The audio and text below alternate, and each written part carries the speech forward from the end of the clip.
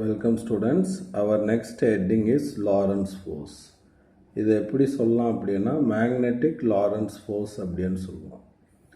இப்போ when an electric charge is kept at rest in magnetic field, magnetic fieldல ஒரு charge restல இருந்துச்சுன்னா no force acting on it. At the same time, if the charge is in motion in the magnetic field or the charge moves in magnetic field, அப்போ magnetic fieldல move ஆகும்போது it experience a force அப்படின்னு சொல்லுவோம். This force is different from Coulomb force as we studied in electric field in unit 1. The force experienced by a moving charge in the magnetic field. அப்போ magnetic ஃபீல்டில் ஒரு charge move ஆகும்போது அதை experience பண்ணக்கூடிய அந்த ஃபோர்ஸை நம்ம மேக்னெட்டிக் ஃபோர்ஸ் அப்படின்னு சொல்லுவோம். அதுக்குரிய எக்ஸ்பிரஷன் இங்கே கொடுத்துருக்கான். This is expression for magnetic Lorentz force அப்படிம்போம். ஏன்னா இதை லாரன்ஸுங்கிற ஒரு சிஸ்டமேட்டிக்காக ஸ்டடி பண்ணதுனால அந்த expression F vector equal to q into V cross பின்னு கொடுத்துருக்கோம். அதே the charge is moving in both electric and magnetic ஃபீல்டில் இருக்கும்போது அதுக்குரிய ஃபோர்ஸ்க்கான எக்ஸ்பிரஷன் இதை நம்ம லாரன்ஸ் ஃபோர்ஸ் அப்படின்னு சொல்லுவோம். இதை நான் ப்ரீஃபாக உங்களுக்கு எக்ஸ்பிளைன் பண்ண போகிறேன். இப்போ இந்த லாரன்ஸ் ஃபோர்ஸை சில சிஸ்டமேட்டிக் டயக்ராமால் நான் படிக்க போகிறோம். இப்போ இது ஒரு மேக்னெட்டிக் ஃபீல்டு. ஓகேவா?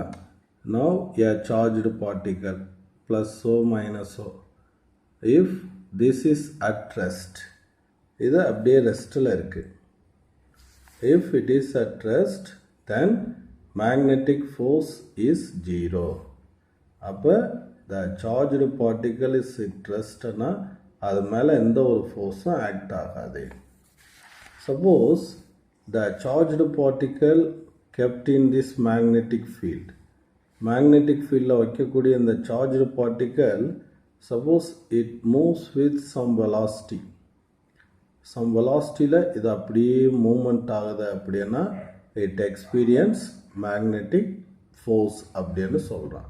Only moving particle only affected in the magnetic field.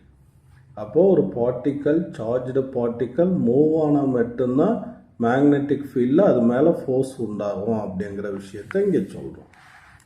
இப்போ பாருங்கள், consider a magnetic field is acting along Y டைரக்ஷனில் ஆக்ட் ஆகிட்டுருக்கு. இது எக்ஸ், இது ஒய். இப்படி ஆன்டி கிளாக் வைஸில் தான் நம்ம கோஆர்டினேட்ஸை சூஸ் பண்ணுவோம். எக்ஸ், ஒய், இது ஜெட். சப்போஸ் இங்கே ஒரு பாசிட்டிவ் சார்ஜ், அது என்ன ஆகுது அப்படின்னா it move in this plan, XY பிளானில் எப்படி மூவ் ஆகுதுன்னு வச்சுக்கோங்க. Move with velocity v, making an angle theta with the magnetic field. அப்படின்னா த மேக்னெட்டிக் லாரன்ஸ் ஃபோர்ஸை நம்ம எப்படி எழுதுவோம் அப்படின்னா F vector equal to q into v cross b அப்படின்னு எழுதுவோம். ஓகேவா? Cross product. அப்போ அதனுடைய magnitude வேல்யூனா q, a vector cross b வெக்டர்னா ab சைன் தீட்டாவா? அப்போ vb சைன் தீட்டா அப்படிங்கிற மேக்னிடியூட் வேல்யூ இந்த ஃபோர்ஸ்க்கு கிடைக்கும். ஓகேவா? அப்போ எஃபோட டைரக்ஷன் எப்படி இருக்கும்னா perpendicular to the plane containing v and b. VB இருக்கக்கூடிய பிளானுக்கு பர்பண்டிகுலராக Z ஆக்சிஸோட டைரக்ஷனில் இந்த ஃபோர்ஸோட டைரக்ஷன் இருக்கும் அப்படிங்கிற விஷயத்த நினைவில் வச்சுக்கணும். ஓகேவா? ரைட்.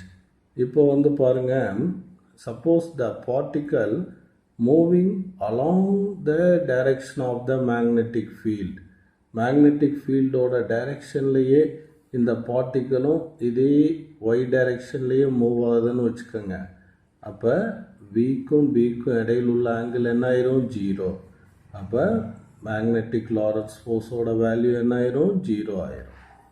சரியா? அப்போ the charge moves parallel to field, parallel to the magnetic field.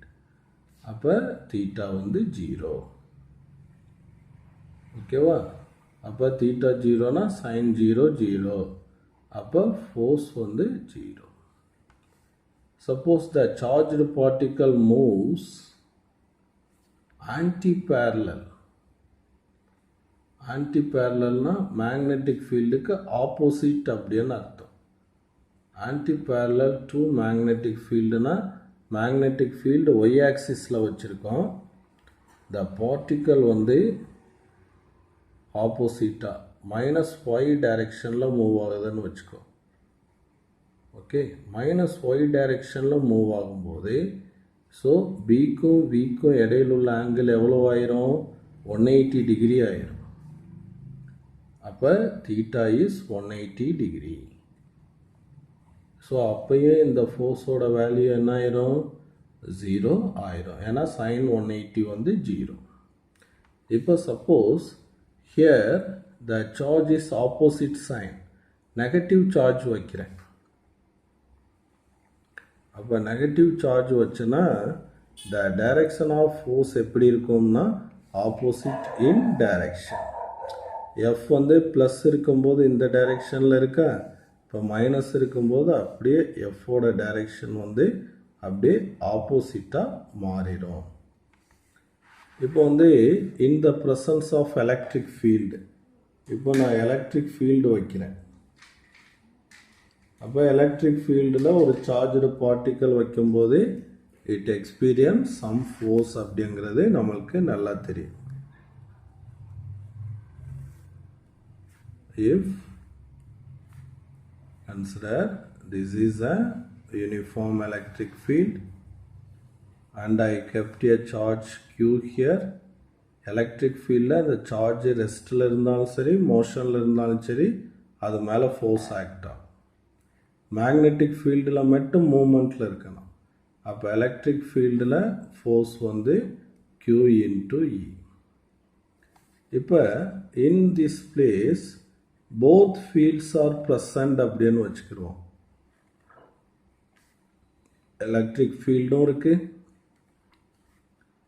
and some magnetic field is also here. So இந்த dotted lines magnetic field ன்னு வச்சுக்கோங்க. Both fields are here. அப்போ a charged particle is now in motion. விங்கிற வெலாசிட்டியில் moment ஆகுது. அப்போ electric ஃபீல்டுலையும் இதுக்கு ஒரு ஃபோர்ஸ் கிடைக்கும், மேக்னெட்டிக் ஃபீல்ட்லையும் இதுக்கு ஒரு ஃபோர்ஸ் கிடைக்கும். அப்போ டோட்டல் ஃபோர்ஸ் அப்படிங்கும்போது எலக்ட்ரிக் ஃபீல்டில் ஃபோர்ஸ் என்ன படித்தோம்? QE ஃபஸ்ட் லெசனில் படிச்சிருக்கோம். மேக்னெட்டிக் ஃபீல்டில் ஃபோர்ஸ் என்னன்னு இப்போ பார்த்தோம்? Q into V cross B. ஆர்டரை மாற்றிடக்கூடாது, கிராஸ் ப்ராடக்ட். அப்போ இதில் Qவை காமனாக எடுத்துருவோம். அப்போ E vector plus V vector cross B vector அப்படின்னு போடுவோமா? ஓகேவா? This is the force act on the charged particle moving in combined electric and magnetic ஃபீல்டில் இந்த ஃபோர்ஸ் கிடைக்கும் அப்படிங்கிற விஷயத்தை இங்கே சொல்கிறோம். ஓகேவா? இப்போ மேக்னெட்டிக் ஃபீல்டில் ஃபோர்ஸ் என்னன்னு பார்த்தோம்? Magnetic force Q into V cross பின்னு பார்த்தோமா? சம் ஸ்பெஷல் ஃபியூச்சர்ஸை பார்க்க போகிறோம். அப்போ அதனுடைய மேக்னிடியூடு வேல்யூ என்னது? Q V B, ஏன்னா A கிராஸ் B மாதிரி. அப்போ AB சைன் தீட்டா. அப்போ இங்கே VB சைன் தீட்டா அப்படின்னு எழுதணும். ஓகேவா? இதுதான் the magnitude value of the magnetic force. அப்போ magnetic force எப்படி இருக்கு? directly proportional to the magnitude of charge and directly proportional to the velocity of the charged particle, directly proportional to the magnetic field and directly proportional to the sine of angle between V and B அப்படிங்கிறத பொறுத்து இருக்கு அப்படிங்கிற பாயிண்ட்டை சொல்கிறேன். இப்போ discuss பண்ணிகிட்டு இருந்த point இதுதான். Magnetic force Q V cross B. அப்போ மேக்னிடியூட் வந்து QVB sin theta. அப்போ F வந்து directly proportional to magnetic field, directly proportional to velocity of the charged particle, and directly proportional to the sine of angle between velocity and magnetic field, directly proportional to the magnitude of the charge. அடுத்து இந்த force எப்படி இருக்கும்னா always perpendicular to V and B. அதுதான் கிராஃபில் நான் போட்டு காட்டியிருந்தேன். ஏன்னா F வந்து எப்படி இருக்குது, cross product of V and B. அப்போ Vயும் Bயும் இருக்கக்கூடிய இந்த பிளானுக்கு பர்பண்டிகுலராக இருக்கும். இது பாசிட்டிவ் சார்ஜ்னா. சப்போஸ் நெகட்டிவ் சைன்னா த டைரக்ஷன் ஆஃப் ஃபோர்ஸ் என்ன ஆயிரும், அப்படியே ஆப்போசிட்டாக மாறிடும். The direction of Fm on negative charge is opposite to the direction of Fm on positive charge. சரியா? மற்ற விஷயங்கள் எல்லாமே ஒரே மாதிரி இருக்கும். They all are identical அப்படின்னு சொல்கிறான்.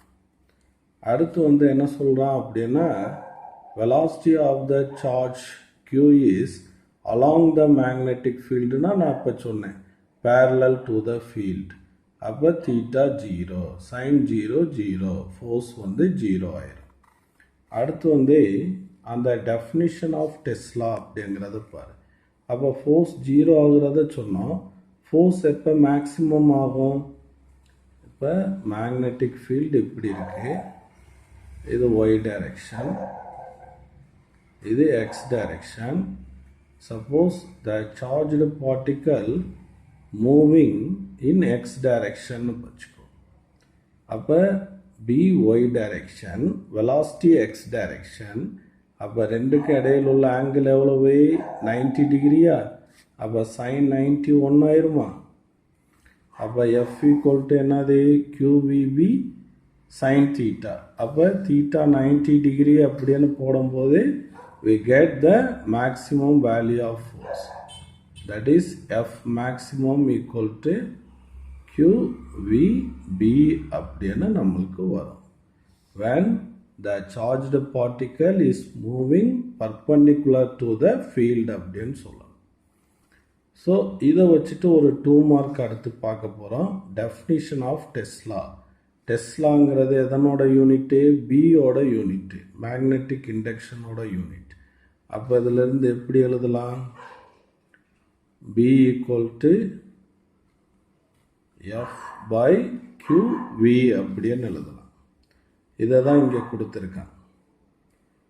1 coulomb of charge move with unit velocity experience unit force, then magnetic field strength value is 1 Tesla அப்படிங்கிற டெஃபினிஷனை இங்கே கொடுத்துருக்கான்.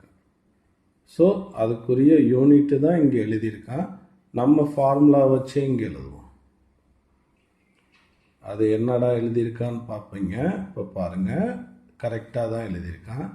ஃபோர்ஸ்க்கு நியூட்டனா, சார்ஜ்க்கு என்னது கூலுமா, வெலாசிட்டிக்கு என்னது மீட்டர் பர் செகண்ட். அந்த செகண்டு தான் மேலே போயிருக்கு. ஓகேவா? Right.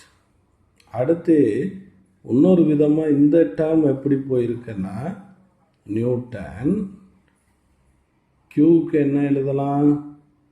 So I equal to Q by T. அப்போ இதிலிருந்து Q equal to என்னன்னு போடலாம், ITன்னு போடலாமா? அப்போ Qக்கு யூனிட் என்ன எழுதுவீங்க, ஆம்பியர் செகண்ட். ஓகேவா? அப்போ இங்கே ஆம்பியர் செகண்ட். வெலாசிட்டிக்கு என்ன போடுவீங்க, metre per second. S cancel ஆயிருமா? அப்போ என்ன வரும், நியூட்டன். ஏ மேலே போச்சுன்னா ஆம்பியர் பவர் -1, எம் மேலே போச்சுன்னா எம் பவர் -1. இந்த மாதிரி யூனிட் வரும். எழுதி பாருங்கள், தெரியலன்னா டைப் பண்ணி அனுப்புங்க, ப்ரீஃபாக போட்டு தர்றேன். ஓகே ஸ்டூடெண்ட்ஸ், அப்புறம் இந்த இந்த இதை நோட் பண்ணிக்கோங்க. இந்த பாயிண்ட்ஸ் போட்டிருக்காங்க இல்லையா, ஒரு 7 பாயிண்ட்ஸே, அந்த இடத்துல ஸ்பெஷல் ஃபியூச்சர்ஸ் ஆஃப் லாரன்ஸ் ஃபோர்ஸ்னு எழுதிக்கோங்க. இது ஒரு 3 மார்க் கேட்டகரியில் லாரன்ஸ் ஃபோர்ஸோட ப்ராப்பர்ட்டிஸை சொல்லு அல்லது லாரன்ஸ் ஃபோர்ஸோட ஸ்பெஷல் ஃபீச்சர்ஸை சொல்லு அப்படின்னு கேட்டால் இந்த 7 பாயிண்ட்ஸ் வரைக்கும் நீ எழுதணும். Okay students.